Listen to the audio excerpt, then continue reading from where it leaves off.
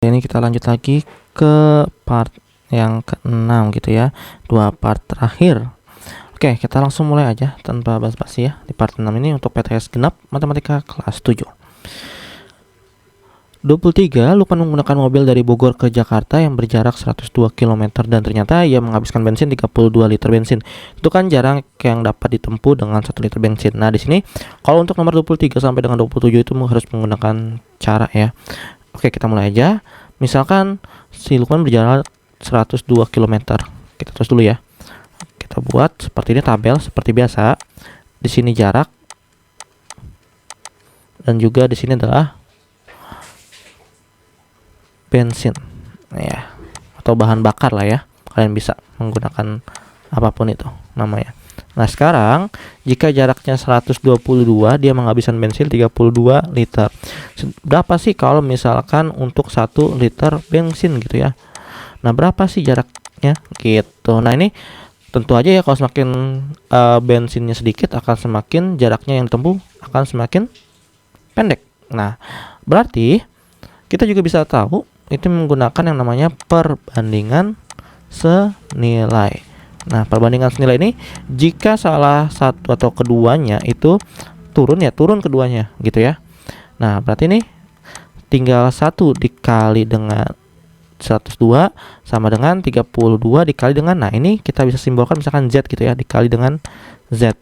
102 dikali 1 berarti 102 sama dengan 32 dikali Z. Nah, 32 kita pindahkan ruasnya nih, karena kita hanya mau mencari si Z-nya. Jadi 102 per 32 sama dengan Z. Nah, 102 dibagi 32 itu adalah 3,1875 sama dengan Z. Nah, kesimpulannya apa? Jadi jarak yang ditempuh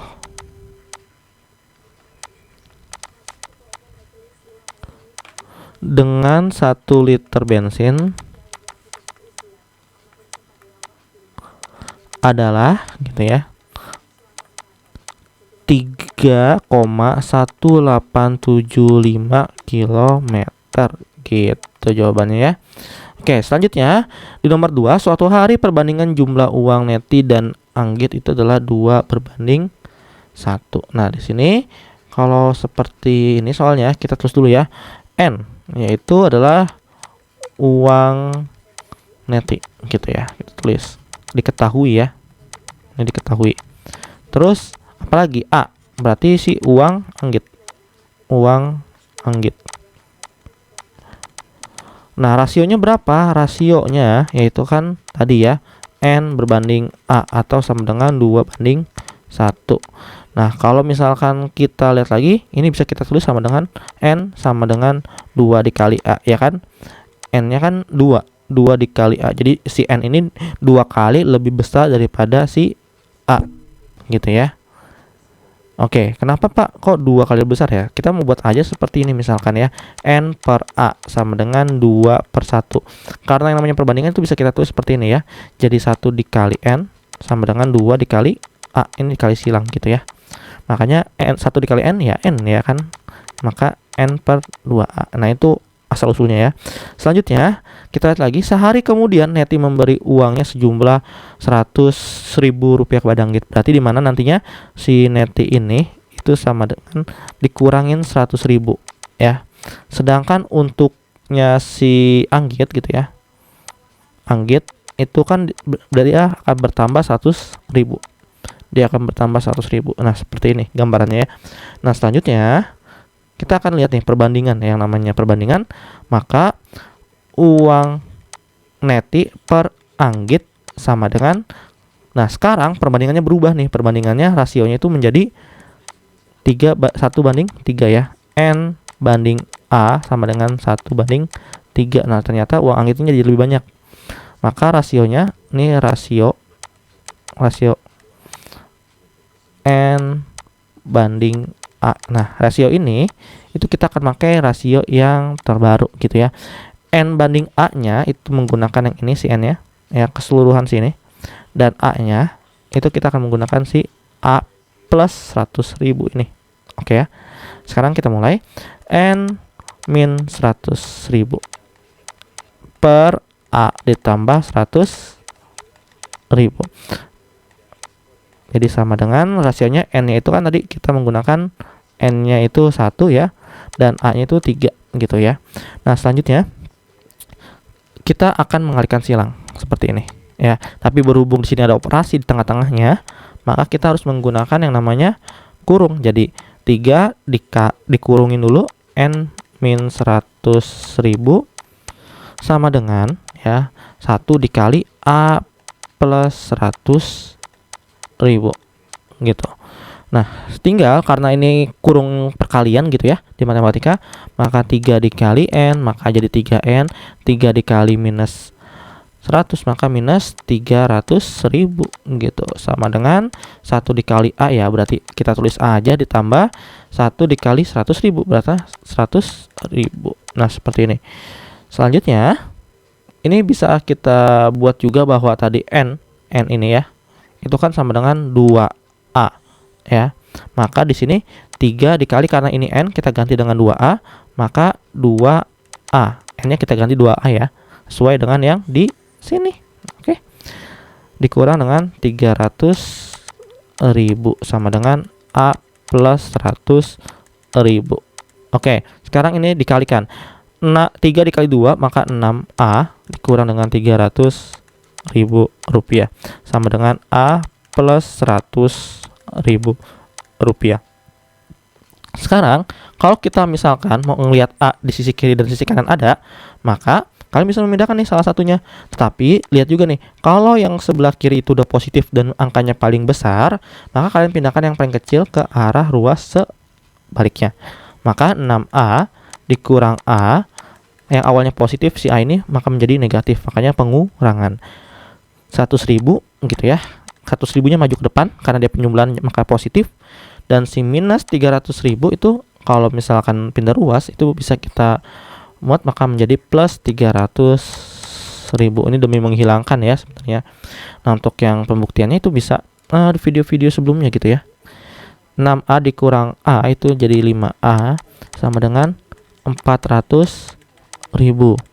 Nah, maka kalau kita mau mencari A doang berarti tinggal kita pindahkan yang awalnya perkalian ya, 5 dikali A maka menjadi apa? Ya, pembagian lawan dari perkalian ya, bagi 5 gitu. Maka 400.000 bagi 5 ya berarti 80.000. Nah, ini baru nilai si A-nya doang. Padahal tadi di bagian sini nih N sama dengan 2A, maka yang ditanyakan adalah kan jumlah uang neti sekarang kan. Maka 2 dikali 80.000, A-nya kita ganti sama dengan berapa? 160.000. Nah, ini baru si N ya. Tinggal kita buat kesimpulannya deh karena udah selesai. Jadi gitu ya, kita rapin sini. Jadi uang neti sekarang adalah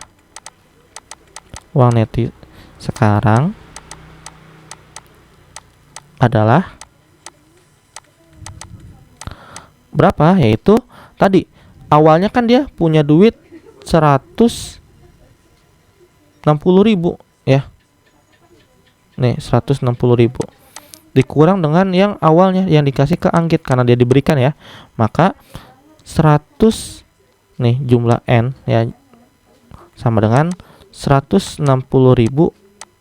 Ini gak muat ya, dikurang dengan 100.000. Jadi N sama dengan berapa? Ya 60.000. Oke, jadi uang neti sekarang adalah Rp 60.000 rupiah gitu ya. Jadi agak sedikit lumayan panjang gitu ya. Kalau kalian skip ya itu resiko kalian gitu ya. Kita lanjut lagi ke nomor 25. Assalamualaikum warahmatullahi wabarakatuh. Kali ini kita lanjut lagi ke pembahasan yang berikutnya di nomor 25. Jadi ABC dan EBFD adalah dua belah ketupat jika BD itu 16 dan AE itu 2 ya. Berarti AE 2 terus BD itu tadi 16 gitu ya. Nah, maka di sini FC juga pasti 2 ya. Nah, AC itu kan 12, ini 12 ya. Maka kita bisa buat nih untuk yang layang-layang besar dan layang-layang kecil. Nah, mungkin gambarnya seperti ini ya. Atau lebih bagus lagi kita coba dulu hapus dulu deh. Lebih bagus lagi.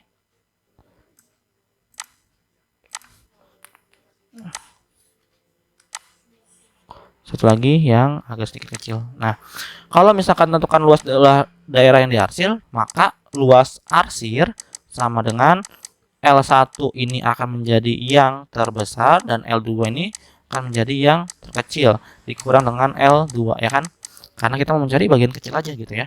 Maka kalau B ke C, A ke C itu 12, maka ini juga nanti dari E ke F ya. Nah, akan berbeda. Kenapa? Karena kalau kita lihat B ke D itu akan tetap antara yang L1 dengan L2 gitu ya. Nah, sama-sama berarti berapa? 16 ya. Di sini juga 16. Nah, yang membedakan adalah EF. Kalau untuk mencari EF gitu ya, untuk mencari EF itu sama dengan berapa? EF-nya itu adalah 12 dikurang dengan 2 ya, di si AE sama si FC gitu ya. Jadi sama dengan 8. Ini untuk yang si EF-nya. Maka di sini 8. Nah, berarti diagonal 1 ya, diagonal 1 dikali diagonal 2 per 2 dikurang diagonal 1 dikali diagonal 2 per 2. Nama juga kan rumus dari belah ketupat ya. D1-nya itu kalian kita tulis saja 16 dikali dengan 12 per 2. Nah, yang ini berarti 16 dikali dengan 8 per 2. Ini bisa kita coret tinggal 6 ya. Kita coret tinggal 8. Nah, sama dengan 16 kali 6 dikurang 8 kali 8. Oke. 16 kali 6 sama dengan 36. Jadi 96 ya di sini. Ini kan 3 9 dikurang dengan 64. Nah, sama dengan berapa? 32 cm persegi. Jadi ya, luas yang diarsir adalah 32 cm persegi.